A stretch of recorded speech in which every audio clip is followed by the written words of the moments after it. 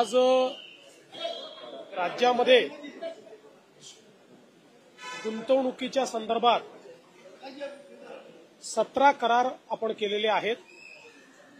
या 17 करारांच्या माध्यमातून जवळपास 34,000 कोटी रुपयाची गुंतवणूक ही महाराष्ट्रामध्ये येते आहे आणि जवळपास 33,000 नवीन एम्प्लॉयमेंट ही महाराष्ट्रामध्ये जनरेट होते।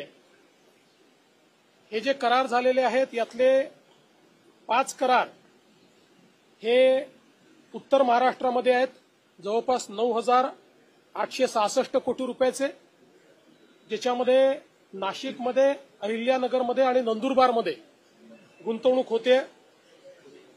5 करार हे पुणे विभागामध्ये त्या ठिकाणी होत आहेत, जवळपास 11,966 कोटी रुपयाची इन्व्हेस्टमेंट आहे।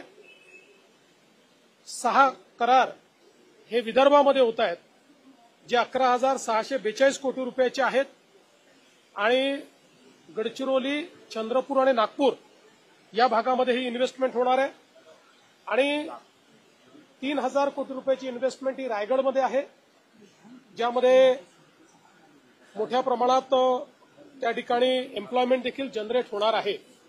आणि आपण जर बघितलं तर वेगवेगळ्या सेक्टरमध्ये देखील ही गुंतवणूक येते आहे। याच्यामध्ये ईव्ही बस आणि ट्रक आहे, याच्यामध्ये इलेक्ट्रॉनिक्स आहे, याच्यामध्ये स्टील आहे, याच्यामध्ये सोलर मॉड्यूल आहे, याच्यामध्ये डिफेन्स आहे आणि इतरही काही वेगवेगळ्या पद्धतीनं ही इन्व्हेस्टमेंट येते। एक जीसीसी मध्ये देखील इन्व्हेस्टमेंट या ठिकाणी मिळालेली आहे आणि मला असं वाटतं की महाराष्ट्र सरकारच्या ज्या काही अतिशय प्रोग्रेसिव्ह पॉलिसीज आहेत, आपण बघू शकतो की एकीकडे टेरिफ वॉर सुरू असताना देखील महाराष्ट्राला इतक्या मोठ्या प्रमाणात गुंतवणूक मिळणं हा गुंतवणूकदारांचा महाराष्ट्रावर असलेला विश्वास आहे। आपल्या उद्योग विभागाच्या माध्यमातून ज्या प्रकारे आपण मैत्रीसारखं एक पोर्टल तयार करून उद्योजकांना end to end digital experience दिलेला आहे, त्यांच्या गुंतवणुकीत सगळ्या मान्यता आपण त्यांना देतो आणि लवकरच आम्ही 100% जे लँड अलॉटमेंट आहे त्याचे डिजिटल पोर्टल सुरू करतो। त्यामुळे अशी अतिशय ट्रान्सपरंटली या ठिकाणी एक एक्सपिरियन्स हा गुंतवणूकदारांना येत असल्यामुळे मोठ्या प्रमाणात गुंतवणूक या ठिकाणी वाढते आहे आणि पुढच्याही काळात अशाच प्रकारे गुंतवणूक आपल्याला पाहायला मिळेल। सर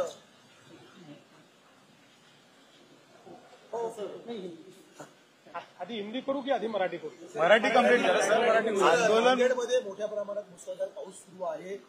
जवळपास 500हून अधिक नागरिक अद्यापही अडकलेले आहेत आणि लष्कराची तुकडी सुद्धा रवाना झाली आहे। सरकारची तयारी कशी? नांदेडमध्ये खूप मोठ्या प्रमाणात पाऊस पडलेला आहे। मी सातत्याने तिथे संपर्कामध्ये आहे। विशेषतः जी काही वरच्या भागातले धरणं आहेत त्या धरणांमधलं पाणी अधिक वेगानं सुटल्यामुळे खूप मोठ्या प्रमाणात त्या भागामध्ये पाणी शिरलेलं आहे। आपला संपर्क त्या ठिकाणी आहे। आता धरणाचं पाणीही आपण रेग्युलेट करायला लावलंय, बाजूच्या राज्यांची आपण चर्चा केलेली आहे, त्यामुळे ते रेग्युलेट केलंय। लोकांना बाहेर काढण्याचं काम केलेलं आहे। एनडीआरएफ त्या ठिकाणी होतीच, पण जो काही पाण्याचा वेग होता तो पाहता आपण लष्कराला देखील त्या ठिकाणी पाचारण केलेलं आहे आणि आता जी काही सगळी परिस्थिती आहे ती पूर्णपणे जे काही प्रशासन आहे, प्रशासन योग्य प्रकारे हाताळत आहे। जीवितहानी होऊ नये, मोठ्या प्रमाणात हानी होऊ नये या दृष्टीनं जे जे करण्याची आवश्यकता आहे ते सर्व प्रशासनाच्या माध्यमातून नांदेडमध्ये केलं जात आहे। मी जिल्हाधिकाऱ्यांना सांगितलेलं आहे की तुम्हाला जी मदत लागेल ती सगळी मदत राज्य सरकार त्या ठिकाणी करेल आणि त्या दृष्टीने त्यांच्याकडनं कुठलीही मागणी आल्यानंतर आम्ही तात्काळ ते करतो। मोठ्या संख्येने गुंतवणूक येते मुंबईवरती मोठ्या प्रमाणात ताण झाला असं या संदर्भात आपण काही मला असं वाटतं की आज सकाळी आंदोलक त्या ठिकाणी आलेले आहेत। श्री मनोज जरांगे पाटील हे उपोषणाला बसले आहेत। त्यांनी देखील सगळ्यांना आवाहन केलेलं आहे की आपल्याला नियमाने उपोषण करायचं आहे आणि सगळ्यांना सहकार्य करण्याचं आवाहन केलं आहे. शासनाची पण भूमिका सहकार्याचीच आहे.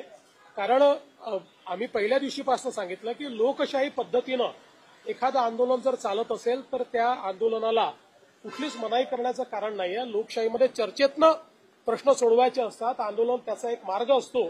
त्यामुळे अशा प्रकारच्या आंदोलनाला जे काही सहकार्य पाहिजे ते सरकारच्या वतीनं आम्ही करतो.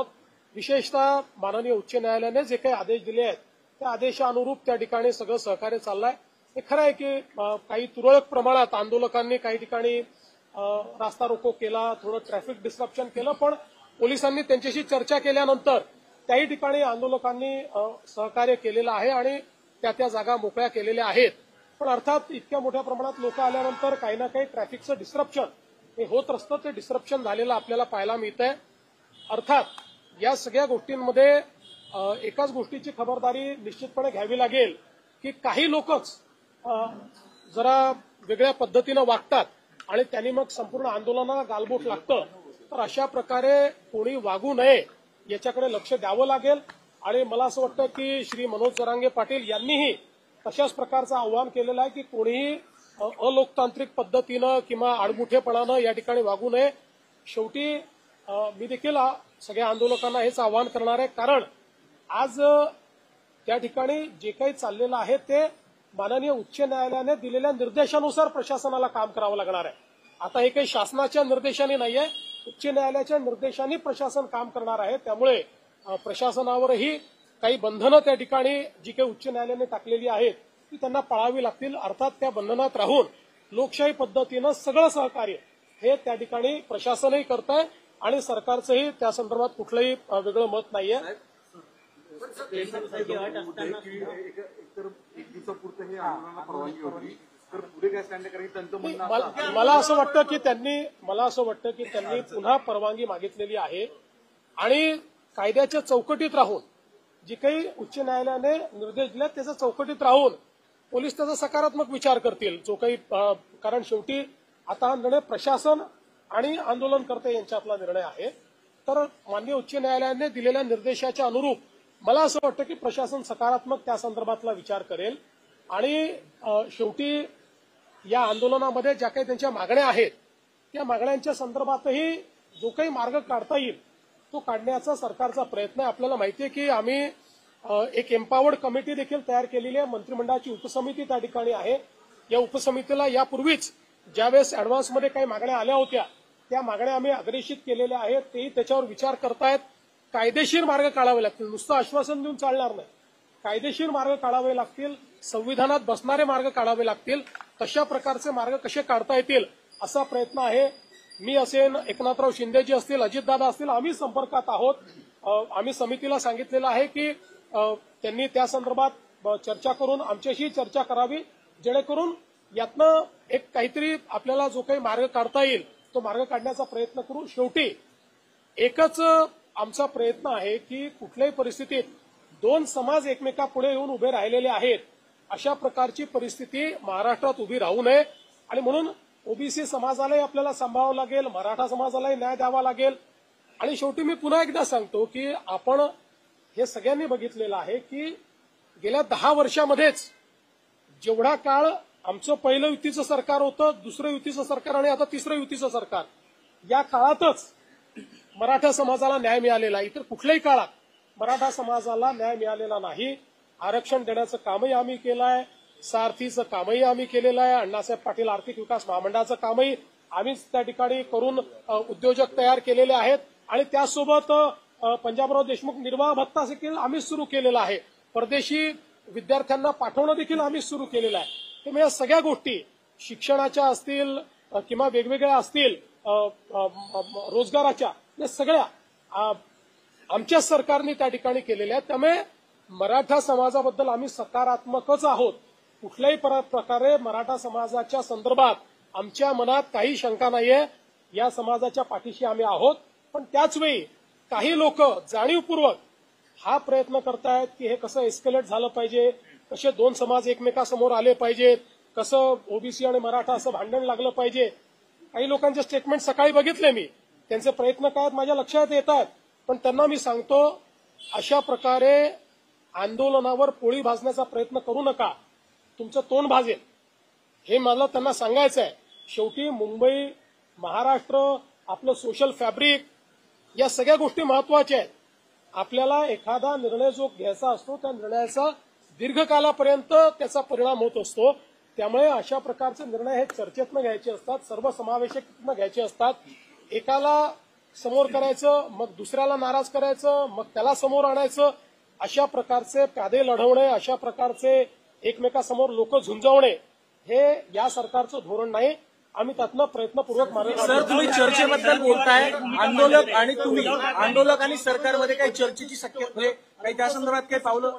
त्या दोघांमध्ये एक सकारात्मक चर्चा होईल आणि सकारात्मक चर्चेमधून या गणेशोत्सव काळामध्ये, कारण तुमच्या काळामधलं आंदोलन कुठेतरी तोडगा निघावं या संदर्भात तुम्ही आणि निश्चितपणे मी आपल्याला सांगितलं की आपण त्याकरताच ही समिती तयार केलेली आहे. ती समिती त्यांच्या ज्या मागण्या आहेत त्या मागण्यांवर विचार करते आहे, त्याच्यानंतर चर्चा देखील करेल. जी काही चर्चा त्या ठिकाणी आवश्यक आहे ती चर्चा करून तोडगा काढायचा प्रयत्न करू. वेगवेगळ्या लेवलवर ही चर्चा होत असते. त्यामुळे आणि यापूर्वीही चर्चा एक प्रकारे कमिटीने सुरूच केलेली आहे, कारण मागण्यांवर कमिटीची एक बैठक देखील झालेली आहे आणि मग त्यातनं कमिटीने वेगवेगळे म्हणजे त्या मागण्यांच्या संदर्भात कायदेशीर पोझिशन काय आहे. आता शिंदे समिती आहे, शिंदे समितीचा अभ्यास कुठपर्यंत आलेला आहे. शिंदे समितीला ऑलरेडी एक्सटेन्शन देण्याचा ठराव देखील या कमिटीने घेतलेला आहे. त्यामुळे असं नाहीये की कमिटी काही करत नाही, कमिटी करतेच आहे. ही एम्पावर्ड कमिटी आहे. या कमिटीला शासनाचे सगळे अधिकार आहेत. ही कॅबिनेटची कमिटी आहे. कॅबिनेटच्या सब कमिटीला कॅबिनेट पुढे जावं लागत नाही. कॅबिनेटची सब कमिटी ज्यावेळेस एखादा निर्णय करते त्यावेळेस तो कॅबिनेटचा निर्णय म्हणजे मंत्रिमंडळाचा निर्णय मानला जातो. अशा प्रकारची एम्पावर्ड कमिटी आपण तयार केली आहे. त्यामुळे मला असं वाटतं की निश्चितपणे त्यातनं जो काही तोडगा काढायचा तो आपण काढू. मात्र कुठेही लोकांना त्रास होईल असं वागणं हे योग्य होणार नाही. त्यामुळे माझं आव्हान आहे की लोकांना त्रास होईल असं कोणी वागू नये. सर, रेल्वे स्थानकांवर मोठ्या प्रमाणामध्ये आहेत आंदोलकांचे गेलेले आहेत. पाऊस आहे. पाठिंबा पण आम्ही मागे हटणार नाही आणि उठणार नाही अशी जी टोकाची भूमिका घेतली जाते. असं आहे की शेवटी चर्चेतनं मार्ग निघेल ना, चर्चेतनंच मार्ग निघत असतो. मला असं वाटतं की त्यांनाही माहिती आहे कायदे आहेत, व्यवस्था आहेत, समित्या आहेत. त्यामुळे सगळ्या गोष्टी एकदम सगळ्या पदरी पडतात असं नाही आहे. पण आपण चर्चेतनं मार्ग काढत असतो. आता मागच्या काळामध्ये आपण 10% रिझर्वेशन दिलं. आज अशी परिस्थिती नाही आहे. 10% आरक्षण लागू आहे. त्या आरक्षणाप्रमाणे भरती झाली आहे, भरती चालली आहे. त्याच्यामध्ये ते आरक्षण कुठेही कोर्टाने नाकारलेलं नाही. कोर्टात आरक्षण आतापर्यंत नीट टिकलेलं आहे. त्यामुळे आत्ताची परिस्थिती अशी नाही की मराठा समाजाला आरक्षण नाहीये, ते ऑलरेडी आहेच. मराठा समाजाचं आरक्षण टिकलेलं आहे. पण एक गोष्ट मात्र निश्चित आहे की वेगवेगळे पक्ष जे या संदर्भात सोयीची भूमिका घेत आहेत त्या पक्षांना माझं आव्हान आहे की सोयीची भूमिका घेऊ नका. भूमिका घ्यायची तर ठाम भूमिका घ्या.